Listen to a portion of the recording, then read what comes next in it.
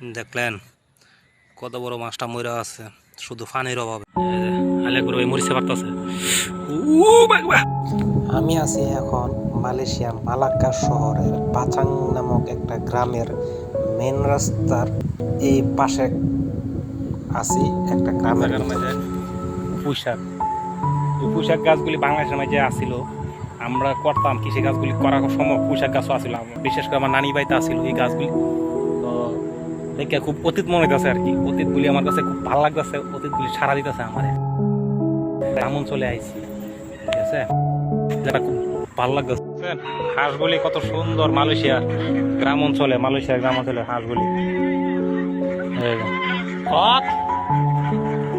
আসে চাইছে এমদার কয়েকটা আছে। এই যে আমার কিছু দেশি বাইরে আইছে হাঁস অথবা মুরগি নিবার লাগে, আর হাঁস মুরগি পছন্দ করছে। এটা একটা মালয়েশিয়ার ডেয়ারি ফার্ম আর কি।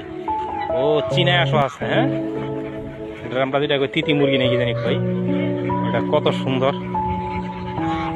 মালয়েশিয়া গ্রাম অঞ্চলে। মুরগি, দেশি মুরগিও আছে। পরিবেশটা খুব খারাপ লাগতেছে, পরিবেশটা ভালো না। এই যে দেখাচ্ছে রাজহাঁস মুরগি, এই যে মুরগিগুলি না ভালোই লাগলো আমার কাছে, খারাপ না। এসব মালয়েশিয়ার এসব গ্রাম অঞ্চল হাঁটলে মনে হয় যে আমি আমার দেশেই আছি। সাইকেল ডালিয়ে বাড়ি আছে ছুটির দিন, তো মাঝে মাঝে মনে হয় যে আমি আমার দেশের ভিতরে আছি আর কি।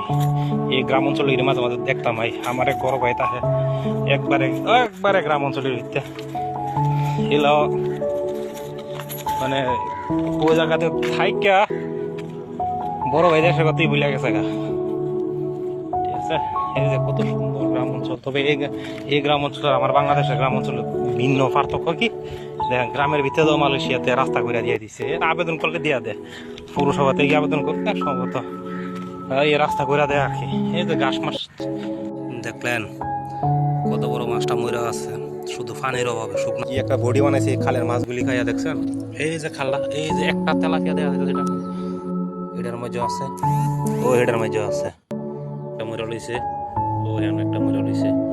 দেখেন বন্ধুরা, এই খালের পানি গতকাল এই একেবারে ওই দেখেন কালা কালা দাগ দেখা যাইতেছে যে নদীর পাশে, ওই পাশ পর্যন্ত ভরা আছিল, এক রাত্রে পানি শুকায় গেছে। আর খালে যত মাছ আছে সবই মানে ছটফট করতেছে। আপনারা যদি পিছনে ক্যামেরাতে দেখাই, এই যে দেখেন মাছের আনাগোনা, এবং পানি সব এদিকে নেমে দিতেছে, পানি সব ওইদিকে নেমে দিতেছে। আশা করি আবার বিকালের ভিতরে পানি আসা পড়বো, কারণ ওই দিক দিয়ে আবার সুইচ গেটের গেট খুলে দিলে সব পানি ভিতরে ঢুকে দেবো।